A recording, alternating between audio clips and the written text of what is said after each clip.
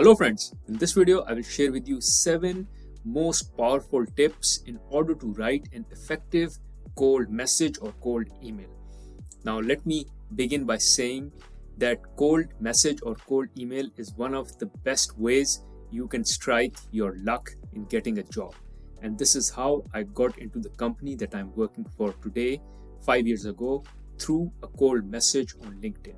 So I will share with you all those tips. Now one call out, I have a special bonus tip that I've left towards the end of this video. So make sure you stay tuned for that. Secondly, after sharing the tips in this video, I will talk about how you should go about crafting the message or the email that you intend to send. So also stay tuned for that. Now tip number 1, make sure the message or the email that you write is very short and concise.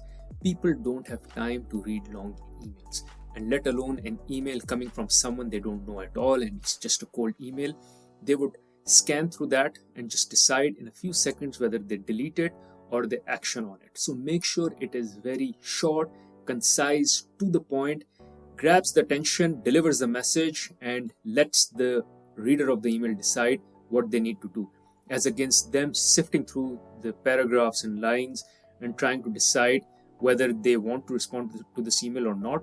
Or maybe after reading like 4 or 5 lines, they just get frustrated and don't even go to the end of the email or end of the message where the crux lies, and they end up just deleting the message altogether. So again, make sure it is concise, simple, and short. Now one call out before we move further. In case you find value from this video, please press the like button, as this keeps me motivated. Second, press the subscribe button so you get notified as soon as I put a new content. On this channel, I post content twice a week with regards to career and financial success for early and mid-career professionals. Now let's get rolling with the video. Now tip number 2 is to mention 1 or 2 accomplishments of yours. The idea here is to tell the reader as to what do you bring on the table. How do you add value?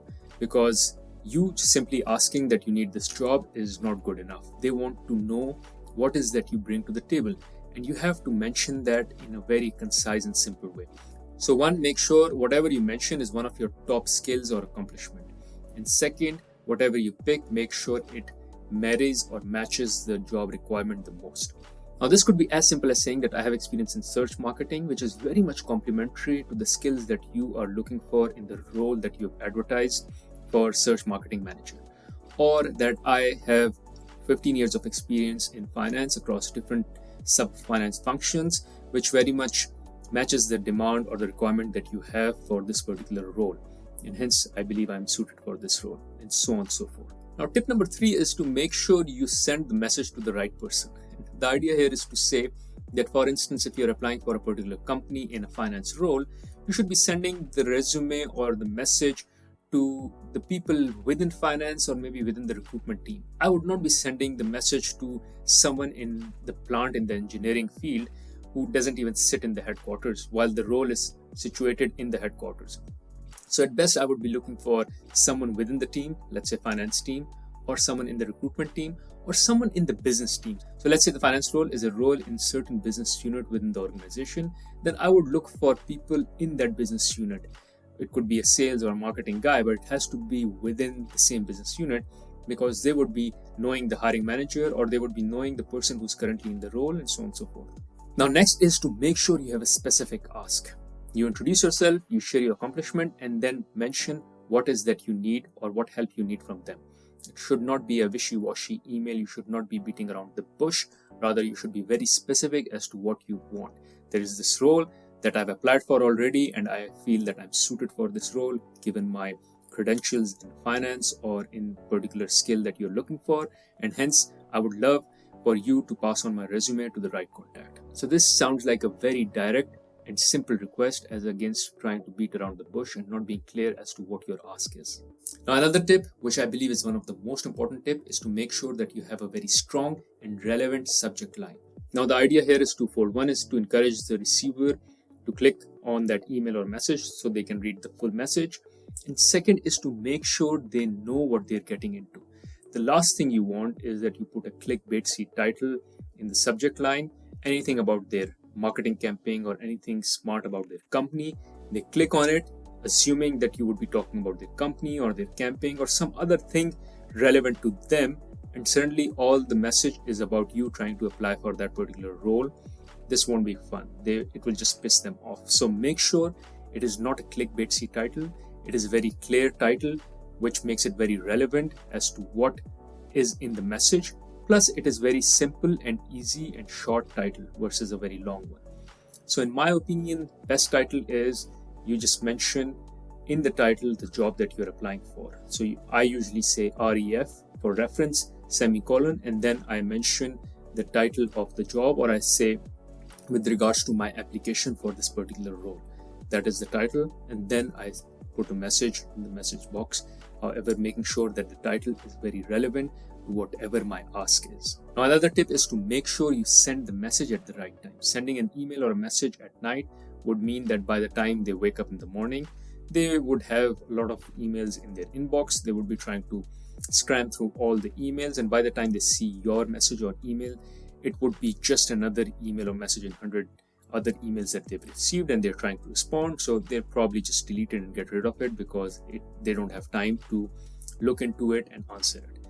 That's why I kind of also avoid Mondays, because Monday is like a busy day. People are catching up on all the emails that they may have received on the weekend. Secondly, Friday is a light day, easy day. Most of people just take off at times on Friday just to fix it with the weekend and make a long weekend. And the issue is, if the reader doesn't open the email or the message the moment you send it to them, and it just falls back or down in their mailing or in their message list, then most probably it will not get the priority it deserves or it needs, and it will just get deleted. So the idea is to send the message at the time when you expect the reader to open it. I don't expect readers to open it either on Monday, on Friday. Try to avoid that. Plus, try to send in the morning, because in the morning of, let's say, Tuesday, Wednesday, Thursday, because that is when they're fresh, they're kind of active, they're responding to emails. Monday is gone already, so now they're in the run of the mill. They've managed their inbox, and suddenly they see your message coming in with a short, concise message, and hence it's very easy for them to click and read it and respond on it. Last tip is to make sure you also follow up. So maybe sending one time, they don't reply, and maybe it's just because you sent it at the wrong time and it just went down their email list or it went down their message list. So it would be nice to just send them a follow-up. Now, I recommend sending at least 2 follow-ups. Now, people are resistant to follow-up because they also feel that they may sound desperate, or they feel that they're bugging the individual. If they're bugging the individual, yeah, it's fair. But if you follow up twice, it's not really bugging. It's just a request. It's just a nice follow-up or a polite follow-up. It's just that when you do it more than twice, then it's bugging. With regards to desperation, I am all for desperation. You should be desperate. You should be passionate about that job, because that particular hiring manager or that individual who's recruiting you would rather hire someone who's desperate, who's passionate for the job that they're applying for and doing their best, messaging, sending cold emails, trying their best to get in, because this is the kind of individual, when they come in, they will give their sweat and blood to the company, versus someone who's not interested and I'm kind of poaching him or her. So make sure that if you fear that you're sounding desperate, I'd rather you do sound desperate, because this is good for you in order to get that job. Now, here comes the bonus tip. Try to see if you can relate to the person you are sending the cold message to. By relate, I mean it could be anything as you coming from the same college, you knowing someone who knows them, you working in the same company previously, even if it's not in the same country, not in the same region, but working in the same company previously, or you coming from the same country or same background, same color, religion, caste, creed, anything that you can find, and try to pitch that in your message. Now, this is exactly what I did in order to get in the company where I'm working today. I messaged this person who had previously worked in Procter & Gamble, but in Procter & Gamble US, and I have never worked in Procter & Gamble US. I always worked in Procter & Gamble Middle East and South Asia. So I messaged this person, and the relation I found was that he has worked previously in Procter & Gamble, and so have I, and I kind of weeded that in the message that I wrote. Hi, hello, how are you? Hope you're doing great. I have my background with Procter & Gamble. I see you also have a background with Procter & Gamble. Nice to connect with the fellow P&G, and this is the help I need, and then the message would follow. And this way, you kind of develop a relationship with the person as well. So it's not just a cold email, rather now it's a lukewarm or slightly warm email, and hence A warm email is far better than a cold email. So make sure you make your email or message warmer by trying to find some relation with the person that you're sending the message to. And now coming back to the tip of subject line, in case you are able to find some relationship with the individual, you can always use that in the subject line as well. So for this particular individual who was previously working with Procter & Gamble, a sample or an example of a subject line could be greetings from a fellow P&G'er. Now I do understand that this doesn't talk about the subject of the message itself. However, since the relationship is so strong, I think it is worth putting the relationship first in the subject line and making the individual open because of the relationship. And now they won't be pissed reading your message because you've already established that relationship because of which they opened the message. And once that relationship is established, they are okay to open any message from you, read it and try to help you. Now let me read out to you one sample message. By the way, it's a message that I actually sent to an individual on LinkedIn. So let me read it out to you for you to have an idea as to how you should go about framing your message. Hi, Miss X. Thank you for accepting my LinkedIn connection request. So I sent them a LinkedIn connection request first. They accepted and only then I went ahead and write this message to them. I'm reaching out to you in regards to a job opening in your company, name of the company, in the finance team that I believe aligns with my professional background. So I've called out the help that I need with them in the first line. And then I've also substantiated by calling out that I believe that I'm a strong candidate here. Then I share the link of the job.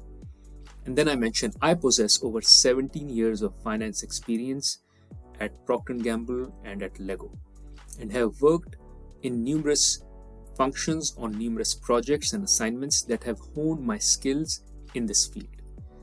So I've built some credibility with regards to that, what I just claimed earlier, that I am the right fit. Why I'm the right fit is because I've worked in companies like Procter & Gamble and Lego for 17 years and across numerous departments.